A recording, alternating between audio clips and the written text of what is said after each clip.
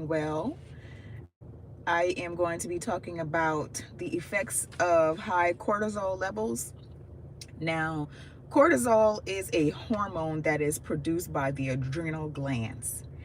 Some of its functions are to regulate metabolism, increase blood volume, and it helps to break down glycogen. But when it's out of whack and it's too high, it is known as hypercortisolism, and it can have a lot of negative effects on the body. All right, so some of the negative physical effects that high cortisol levels can have is increased blood pressure, thinning of the skin and bones, muscle weakness and loss, bruising easily, osteoporosis or weakening of the bones, slow wound healing, acne and other skin problems, weight gain, especially around the face and the abdomen. Some metabolic effects of having high cortisol levels is increased blood sugar or hyperglycemia, insulin resistance, increased cholesterol levels, and diabetes. All right, so yes, having high cortisol levels can lead to diabetes. Now, a lot of you're asking, well, what causes high cortisol levels? Stress. Stress is the number one factor of high cortisol levels. All right. Some psychological effects of high cortisol is anxiety, agitation, depression, difficulty concentrating and remembering, and insomnia. Insomnia. So all of these things play together. If you are stressed and it kicks your cortisol levels through the roof, you're going to probably experience some of these things. So it's not a guessing game. If you've been stressed lately, overly stressed, and you are, noticing some of these things, anxiety, agitation, mood swings, depression, difficulty concentrating, then it goes without saying that high cortisol levels are probably a big factor in that.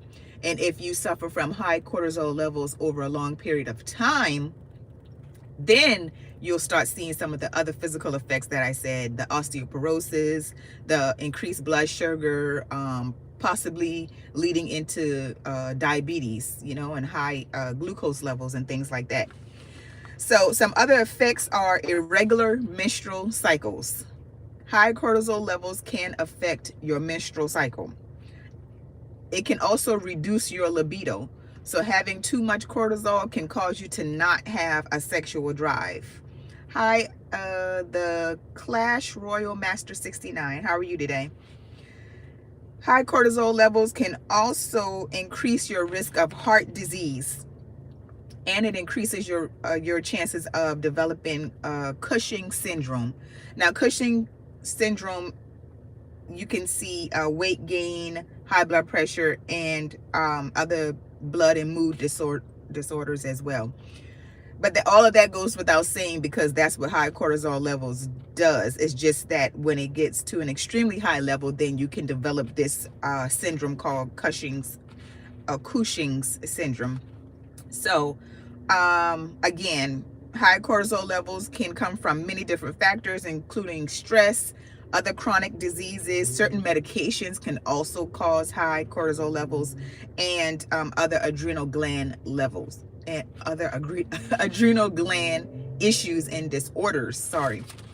But yeah, I just felt the need to talk about that because a lot of us are dealing with a lot of stress and things that may be going on, and different ailments in our bodies and things like that. And sometimes we're trying to figure things out and what's wrong, what's causing all of these issues. And sometimes it's just as simple as taking a few things off your plate so that you can reduce your stress level, because these things do affect you on a physical level. All right. If you're going through something mentally, you are most likely going to see the effects of that in your body, and it's going to manifest in other ways. Okay. I'm not a doctor, Khalib. I am a medical professional.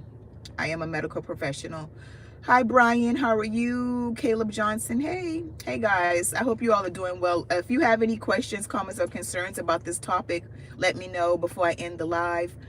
If not, just take heed. Pay attention to some of these things. Do you suffer from some of these symptoms? If so, go and evaluate what's going on in your life. Evaluate some of the different stressors that you may have going on. Evaluate some of the medications that you have going on, or you're taking as well. Joelle, if you have to poop, there are some really simple and natural remedies you can do. As a child, my mother always gave me castor oil. It's cheap, it's effective, and it's natural, and it has a lot of other great benefits as well. You don't even have to ingest castor oil. You can just get a good heaping amount of castor oil, and you rub it around your belly button, rub it around your stomach and your abdomen area in a clockwise position, because you want to go the same direction that the colon is going to help push it down. The next day, you'll probably have a really good bowel movement. If you don't have a good bowel movement the next day, because it is a natural remedy, do it again the next day. Eventually you will have a good a good bowel movement. All right, I know from experience. I do it all the time. And you know, castor oil, it also helps with firming the skin. So if you have a gut, it'll help, you know, firm up that area. And it also will help your digestion as well. Yeah, prune juice, yes, that's a great natural one as well. Yep, effective, affordable, natural, and good for many other things as well. You have black fatigue.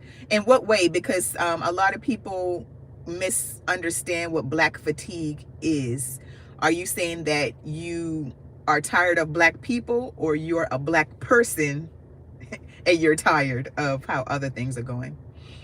Hey Joshua, how are you? Yep. Walks help too. Yes, walks help in digestion and help push things down.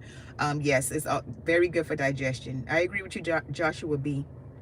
Good advice. Good advice. Hey, C Swag, how are you all? All right. If there aren't any more questions, comments, or concerns, you can leave them after the live ends. But you all be blessed and take care of yourselves.